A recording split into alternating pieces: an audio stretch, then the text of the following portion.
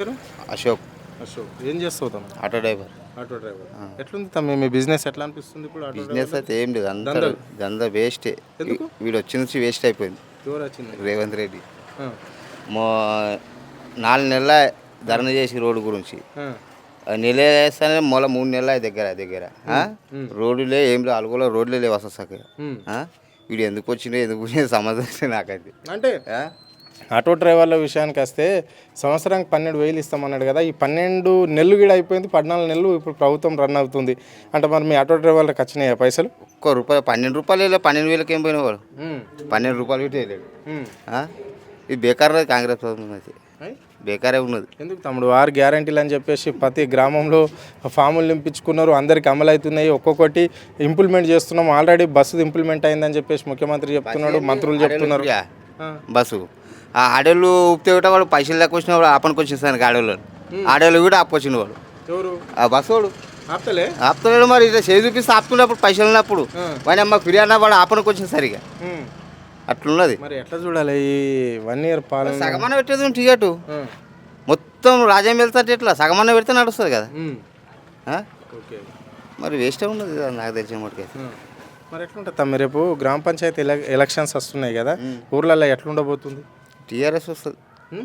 TRS వస్తుంది సర్పంచ్లా. అంతేనా? అరే ముఖ్యమంత్రి రాష్ట్రంలో కాంగ్రెస్ ఉన్నాడు, మళ్ళీ ఎమ్మెల్యేలు ఉన్నారు, ఎంపీలు ఉన్నారు, అందరు మీ ఎంపీ కూడా ఈ జైరాబాద్కు సంబంధించిన ఎంపీ కూడా కాంగ్రెస్ ఎంపీ, అట్లా అవుతుంది? ఇక్కడ టీఆర్ఎస్ వస్తుంది టీఆర్ఎస్నా పక్క? పక్క. ఎంత వస్తుంది? 2,000 ఆ. ఎంత ఇస్తా రేవంత్ రెడ్డి సర్కార్? వాడు 4,000 ఇస్తాడని చెప్పి ఉమ్. వాడు 3,000 ఇవ్వకొచ్చే ఉన్నదే పోగొడతాడేమో అన్న భయం తగిలింది. ఎందుకు? ఏమో మరి వాడు ఏం చేస్తలేడు కదా, ఏం? రైతు బంధు రాకపోయే, ఆ. అతను వచ్చి చేసింది ఆడపిల్లలకు బస్సు, ఉమ్. అదొక్కటి, ఇది కరెంటుది బిల్లులు ఉమ్. అదొక్కటి మాఫ్ చేసిండు అయిపోతుందని చెప్పినవన్నీ ఇక నీళ్ళ ముట్టన అయిపోయింది. అరే 420 హామీలు దాన్ని కుదించి 6 గ్యారంటీలు అని చేసి 6 గ్యారంటీలలో నీకేం రాలేదా? ఏం రాలేదేప్ప, నాకు కరెంటు బిల్లుది ఒక్కటి వచ్చింది, గ్యాస్? గ్యాసుది ఇంకా రాలేదు. గ్యాసుది రాలేదు, మన పింఛన్ వస్తున్నది, ఆ కరెంట్ ఒకటి మాపైంది. పెన్షన్ ఎంత ఇస్తామన్నాడు నీకు? 3,000 ఇస్తాడు. 4,000. అది మన దీనికి వికలాంగులకు 6,000. అవి లేదు, ఇంకా ఆ 2,000 అవి ఉన్నది పోగొట్టగలడన్న భయం కలిగింది నీకు? అతను చెప్పిన మాటల లెక్క మీదకి వెళ్ళి అన్నీ ఇప్పుడు రేపు చేస్తా అంటాడు. అది మరి ఇల్లు ఉందా నీకు? ఇల్లు లేదేపా, బండలది ఉన్నది. ఆ. అది అప్పుడు మా పెద్ద మనుషులు చేసింది ఉన్నది, మేము కూడా చేయలేదు ఉన్నది. ఎంతమంది పిల్లలు? 3 ఆడపిల్లలే ఉన్నారు ఇప్ప. అయ్యి, మరి 3 ఆడపిల్లలు ఉంటే నీకు 2,500 రావాలే కదా, ముఖ్యమంత్రి ఇస్తాన పైసలు. నేను చెప్తున్నా కదా, కింద ఉన్నది పని చేయకుంటే చాలని దండం పెడుతున్నా నేను. వాడు ఇయ్యాడు, ఏడా? ఇయ్యాడు వాడు ఇయ్యాడు, ఇంకా ఉన్నాయి గుంజుకుంటాడు. రైతు బంధు లేదు, ఏది లేదు. రైతు బంధు కూడా లేదు. 30 గుంటల భూమి ఉన్నది, దానికి రైతు బంధు. ముఖ్యమంత్రి ఇన్ని మాటలు ఇచ్చిండు, దీన్ని ఎట్లా చూడాలి? మీలాంటి రైతులు ఎట్లా చూడాలి? అవి ఎట్లా అతడి బాగుపడి మనం పొజిషన్లకు రావాలి, మనం పార్టీల లీడర్గా ఉండాలని చేసుకున్నది అది లెక్క. ప్రజలు నమ్మి గుడ్డిగా మోసపోయినరు, కానీ ఇంత పూర్తి రాలే, ఎవడు కూడా చేయలేదు ఇట్లా. కాంగ్రెస్ పార్టీని బదనాం చేసి పడేస్తున్నాడు మొత్తం. బలమైన పార్టీ కాంగ్రెస్, కానీ దానికి నడమోళ్ళు అంతా తిని ఈ సుంటోళ్ళే తిని దాన్ని సత్యనాశ చేసి పడేసింది. ఏడాది లోపు 1 సంవత్సరం అయిపోయి వాడు చేసిన మాటలు ఒక్కడు కూడా పనికిలేవు. మరి ఇప్పుడు రేపు పంచాయతీ ఎలక్షన్లు వస్తున్నాయి కానీ సర్పంచ్లు వాడు వస్తున్న దాన్ని ఇంకెప్పుడో పెట్టిండట, ముందటికి చేసిండట. సర్పంచ్ ఎలక్షన్ వచ్చి వానికి ఒక్కడు ఎవడు ఓటేయడు. ఆ ఓటేయ్యరు, నేను ఓడిపోతానే వాడు ముందటికి జరుపుకుంటా పోతున్నాడు. ఏడాది అయిపోయి సర్పంచ్ ఓట్లు చేయకొచ్చే, వాడు ఓడిపోతాన్న భయం తగిలింది. అందుకోసమే ఇది చేస్తా అది చేస్తా అని ఏమో చెప్తున్నాడు. ఏమో కొత్తగా పాతగా చేస్తాడు, ఇంత చేసి అది రెడీ అయినాకనే సర్పంచ్ ఓట్లది ఎలక్షన్ పెడతాడు, అప్పటిదాకా పెట్టాడు. మీ పేరేం పేరు? చంద్రకాంత్ రెడ్డి. ఎట్లా సార్ ఈ 1 ఇయర్ పాలన ఎట్లా అనిపిస్తుంది? 14 నెలల కాంగ్రెస్ ఉన్నది, ఇప్పుడు దరిద్రంగా ఉన్నది. వై అంటే ఏది కూడా సంతోషంగా లేదు. నా దీని లోపల మాత్రం ఒక బస్సు ఒకటి అనిపిస్తుంది అంతే, సక్సెస్ చేస్తారు. వేరే ఏది కూడా సక్సెస్ అవుతలేదు. ఇప్పుడు మా ఊళ్ళో చూడండి, ఇప్పుడు 2 ఎకరాలకు వచ్చింది నా పేరు మీద. మా ఊళ్ళో 16 గుంటలు ఉన్నది, నాకు ఇప్పటికి ఇంకా రాలేదు. రైతు బంధు రాలేదు 16 గుంటలకే రాలేదు మరి 2 ఎకరాలకు వచ్చింది మళ్ళీ ఎందుకు కాంగ్రెస్ వాళ్ళకి వేసుకోరా మరి ఎట్లున్నాం అది కాంగ్రెస్ వాళ్ళకా?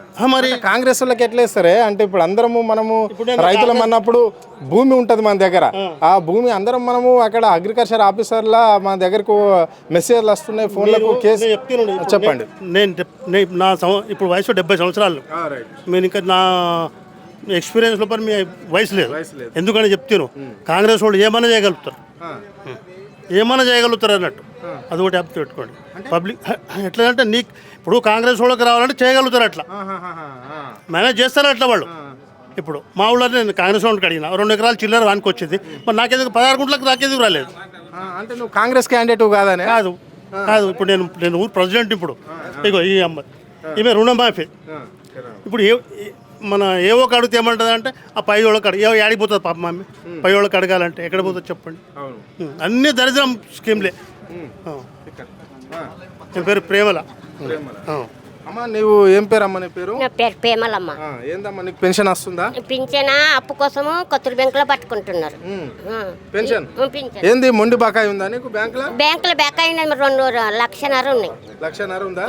మరి 2 లక్షల రూపాయలు రుణమాఫీ చేస్తున్నా అని చెప్పేసి రేవంత్ రెడ్డి చెప్పిండు కదా ఈ రాష్ట్ర ముఖ్యమంత్రి, నీకు కాలేదా? కాలేదు.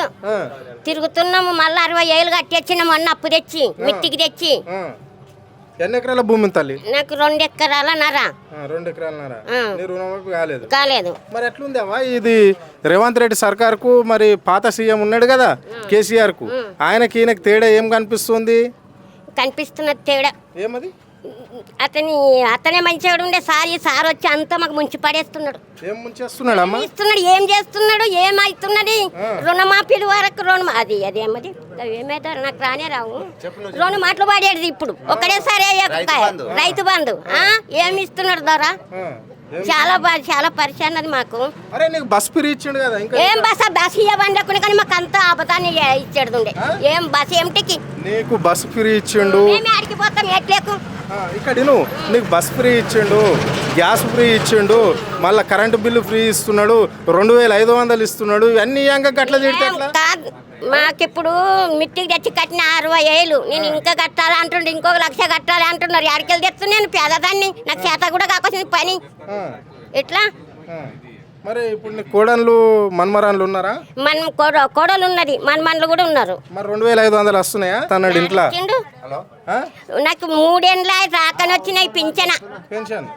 కొత్తూరు బ్యాంకులో పట్టుకుంటున్నాడు రాకని వచ్చినాయి పింఛన. మరి అన్ని వేలు ఇస్తానండి నీకు అధికారంలోకి వచ్చినాక?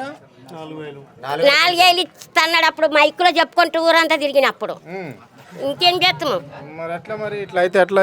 మరిగా మీకే తెలుసు అంతా, మీకు పెద్దలకు మీకే తెలుస్తుంది, మాకేం తెలుసు? 3 మంది మీ జైరాబాద్ తెలియదు మాకు. వచ్చి చెప్తుండు మైకు నిచ్చి తోలిచ్చిండు కానీ ఏమేమి చక్కగా లేదు. అసలు హైదరాబాద్కు జైరాబాద్కు అలుగోలుకు తిరుగుతున్నావట నువ్వు, మళ్ళీ ఏమంటావు? చదువుతున్నా అమ్మ కొలువులు ఉన్నాయి, మేము చేనులలో కలిసేటోళ్ళము. ఇక్కడ తిరుగుతాం హైదరాబాద్కు జైరాబాద్కు. ఈ జైరాబాద్కు పనికి చేత కాదు ఏడాదికి ఒకసారి.